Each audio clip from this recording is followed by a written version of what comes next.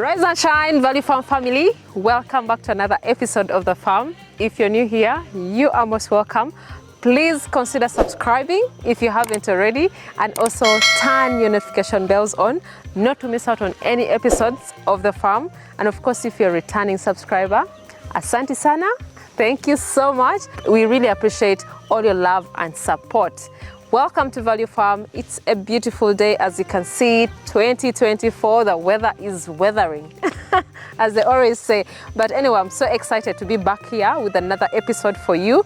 As I promised you guys, we are going to be answering all your questions, all the questions that you leave in the comments down below. That's what we are going to be focusing more on these episodes that are coming up. And today, one of the questions that you guys have been asking us is about how many goats per acre. Like, how many goats should I even start with? Yes, something like that. So let me tell you guys, when you're going to begin, like the goats, the number of goats, but also depends on your pocket, depends on how much money that you have set aside for your business as well. Because what I may start with may be different from how another person starts with, depending on how much they have saved for that project or for the business. Yes, but of course, to answer that question, how many goats per acre? Let me even start exactly what you're going to start with. Because with goat farming, we have two systems. We have the free range kind of system, then we also have zero grazing. So free range, what I could advise anyone, if you're going to go free range, like how it is here at Value Farm, per acre you can rear up to 20 goats per acre. And remember, these goats go in the bushes, they have grazing land that they go to, but per acre plant for at least 20 goats. Then if you're going to go for zero grazing, how many goats should you really prepare per acre? You should have at least 50 goats per acre if you're doing zero grazing. And also that acre should also accommodate land that you're going to prepare your grasses, you're going to plant your grasses, like the alfalfa, the sugar napier, and the brocaria. Then also talk about sunham, talk about lab as well. Those are some nutritional grasses that you can plant in an acre, and you can still have your 50 goats in an acre of land. So as you can see in the background right here, guys, we have a system that we have put in place here at Value Farm, because this is a free range goat farm. We do have our goats right here. There are more than 50, by the way, that are right here. Our males on this other side, because we do not mix them. We separate our males and our females that are right here, that are already feeding, by the way. So when we talk about free range, we do this here. We do feed them as well before they go out in the field, just because we have a system, we have a program that is put in place for our feeding program here at the farm. That's why we have grass already planted for them. But still, even if you're doing free range kind of farming, you have to make sure that you plant your grasses as well. Spare some land somewhere so that you plant grasses. Grasses, nutritional grasses, are going to boost your animals. They're going to make them more healthier and also looking good as well, especially if you're really invested in breeds that you see on the background, like these ones, like the savannas and the boas.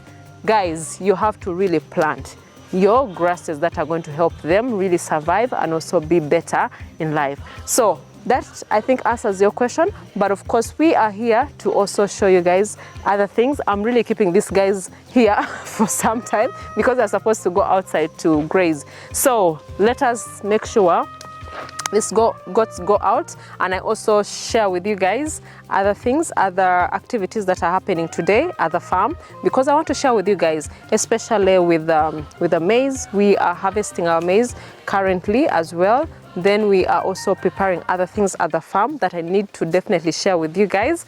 Yes, so let's get this started as well, so that we can go on with the video. Otto, you come and take them. So guys, the goats are supposed to be leaving right now because they had their first feed. They had this grass right here. So we are going to bring more grass, more shrub for them later on when they come to eat. They're not that hungry, as you can see, of course. Let's go.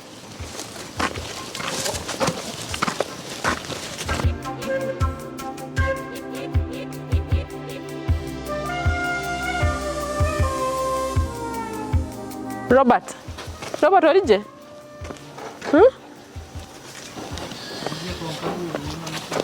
Amisho? I'll read it. I'll read it.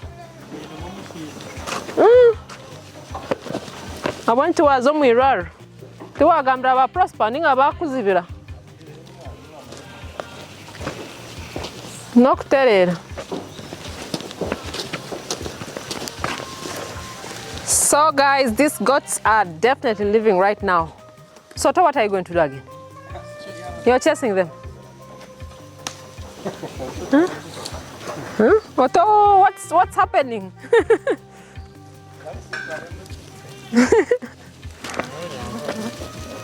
Hey, Otto, you know now Lunyankole. But you can hear. But now the kids. Are you going to graze the kids? What? So guys, the kids are not going to go out. They are going to remain in the exercising yard here, and we are going to feed them within the compound. Some of them are right here, you know, running, happy. Huh? That one? Yeah. Because that one shouldn't go. Should remain.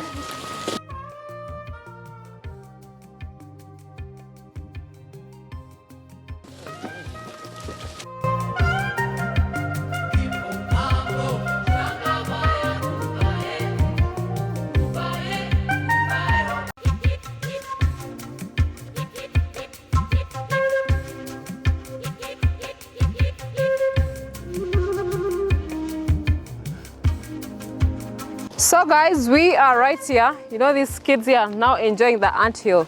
They always love like these raised surfaces here. That's why we left them. So they're right here enjoying. Let me try to hold one. Hi. This one is so old. They're fighting.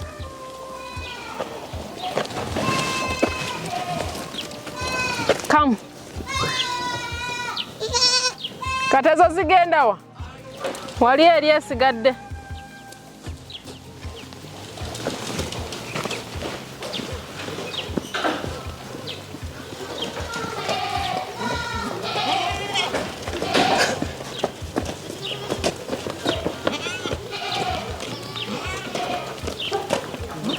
Amanyi wazitwala?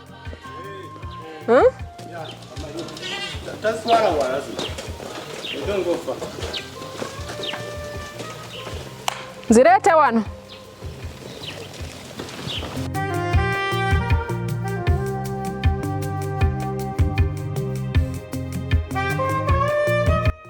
You know, they always like the anthill.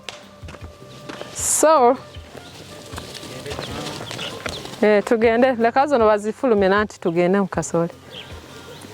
So guys, these are our little ones that are remaining here from the high crosses and also the pures. Some already are still inside the house. So this ones just wanted to get out. That's why we released them here. But someone is going to be taking care of them as well. So we have someone assigned to just take care of this goats. Is it two as shows? So we have some still in the house as well. So the males are also getting out, as you can see, because it's time to go. It is it's now 10:30. They need to go outside. Let's get them out.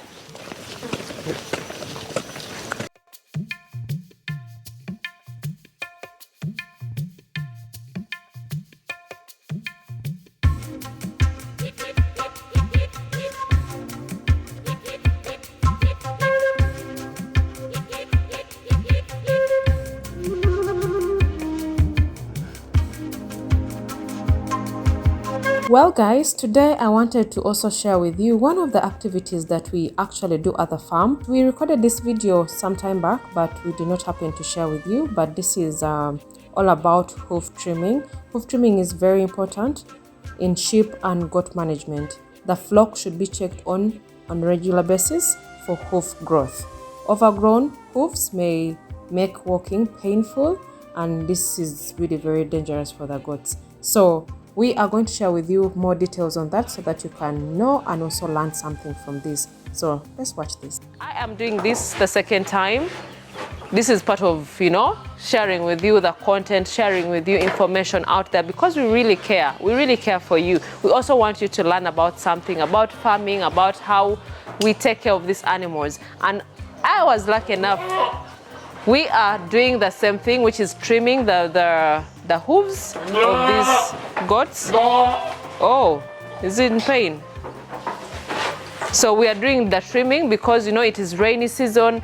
The rains are not stopping anytime from now. I don't know what is really happening, but it's just too much. Most times because of the wet surfaces where they're going to graze from, it is really wet because we can't really help it because the rain is just too much. So we are right here with our doctor who is helping us with the I wanted to share with you guys, this is one of the equipments that we are using to trim. This is a hoof knife that we are using for trimming. I'll definitely share with you the B-roll. Then we also have the scissor here. So David, what's up? What's going on today? Hi, this is Value Farm. Welcome to Value Farm. I'm Dr. David. Today we are having this is a normal routine, especially when the rains are setting and the ground is so wet. Normally have a routine called hoof trimming. So today we are conducting hoof trimming on this back. So first of all, we have the effects related to hoof deformities. We have deformities associated with hooves. Number one, when the hooves are overgrown, you find that the posture and the walking changes. Yeah, it changes. Starts like limping. Yeah. And then when again it overgrows, there is an inward growth that brings corrosion in between the hooves. And this place becomes like a soft wound. After that, the animal loses either appetite because it cannot graze when it is in pain. So we have to control that. And again, it is effective to manage hoof trimming. When we manage hoof trimming, when we manage to hoof trim our animals in time, at least it helps them. It helps them. Like you can see the balance when they step on the ground, the posture, it's okay. Yeah, and then with that we avoid diseases like foot rot. Diseases like sometimes we have majorly it's foot rot. Yeah. Foot rot is a bacterial disease. It's caused by Fusobacterium. So to cases that foot rot is so much, we tend to use an antibiotic to cover the bacterial growth, and then we disinfect the place that is affected. Yeah. Okay, that is amazing. Because guys, last time the footage that I lost, we really did for the rest of the goats that we have. I'll definitely show you. I don't know whether I still have that B-roll, but there are some that really had bad foot rot. So we had to file them, we had to cut, like with this knife. They come in a pair. Yeah. This is used majorly on the left. On the left leg. Yeah.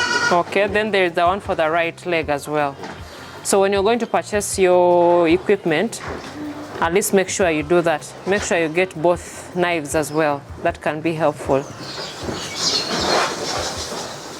It's also advisable for all farmers. You can't manage this exercise alone. Find someone who can assist you. Who can assist you. Because it's also sensitive. You can. That is true. You can cut the flesh, yeah, which is very dangerous. Yeah. You tend to create other wounds. And also the thing is, you have to make the animals also very comfortable. Yeah. That's what I realized, so that you can do your process very well. Because if it's not comfortable, it's going to disturb you. True. Exactly. So handling should be really taken care of as well, so that you make sure the process is done perfectly and you're doing it rightfully. Yeah. So we are trying to do this. The ones that have the infection, you put in what did you put in there? The antibiotic? Yeah, we do an antibiotic injection, and then we use hydrogen peroxide if the wound is open, or copper sulfate. Copper sulfate, yeah. Wow, that's really nice. And if it's really persistent and the foot rot is too much, what do you do? The drugs of choice normally use oxytetracycline, 200 milligrams. It controls that foot rot. And then, of course, we have to disinfect the wound. Okay. That's amazing. So as you go deep, it whitens up. The more you go deep, it becomes pink. Pink. So that's now an alarm that you are almost at the surface where we have the normal blood flow. Yeah. So you have to be careful. Yeah. Does the white part pain? These are hoof. But we don't go beyond these now. Yeah. Guys, if you can't do it, okay, go on.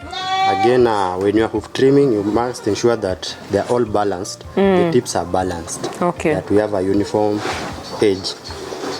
Okay, that's amazing. What I was trying to say, if you're not sure of trimming, call a professional. Because it might hurt your goats for no reason. But this is a good practice, especially wet places. Yeah, if you're in a place and it's very wet, very soggy, you can always do that. And it's advisable to do it when the ground is moist. Moist, huh? It softens the hooves. So it doesn't give you that difficult time.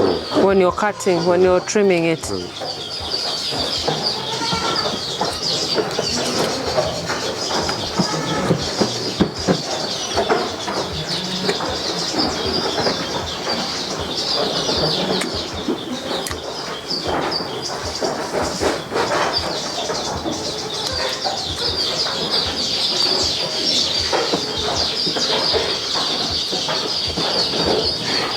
That's really amazing, guys. I think that is it for this process right here. I know I had really shared much of this with the rest of the goats just because the footage got lost, but that is, you know, simply about hoof trimming as well.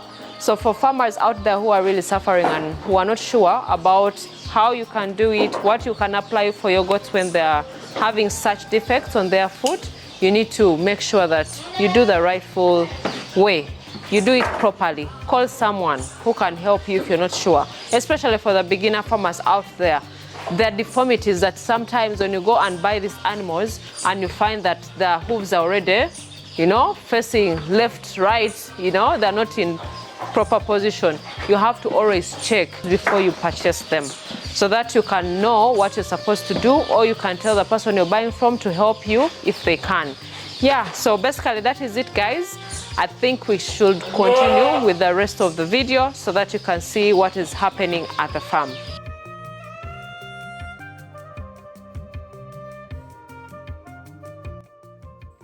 Well, guys, thank you so much for watching the video. We really appreciate you so much. And of course, if you haven't checked out our social media platform, please check us out on Instagram, that is Value Farm UG, Facebook Value Farm, TikTok Value Farm. Go see behind the scenes, get inspired as well. But really appreciate you guys so much. Thank you for following our journey. Thank you so much for watching all these videos. Tell a friend to tell a friend, subscribe. Till next time, bye.